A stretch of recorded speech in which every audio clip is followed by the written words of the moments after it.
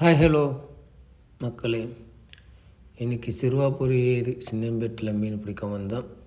மீன் என்னவோ நம்மளுக்கு விரால் மீனே கிடைக்கல.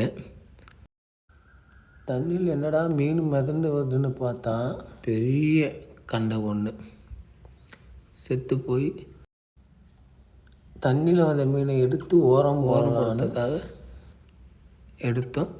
அப்படியே அதில் ஒரு ஃபோட்டோ ஒன்று பிடிச்சோம். பாருங்கள்,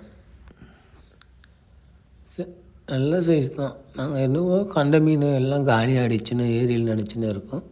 இன்னும் கூட மிஸ் ஆன மீனுங்க சுற்றின்னு தான் இருக்குது. நான் எங்கள் தூண்டிக்கு தான் மாட்டலை. எப்படி தான் செட்டு மிதக்குன்னு தெரியல. அப்படியே கீழே இருக்கு எத்தனை நாள் ஆயிருக்கான்.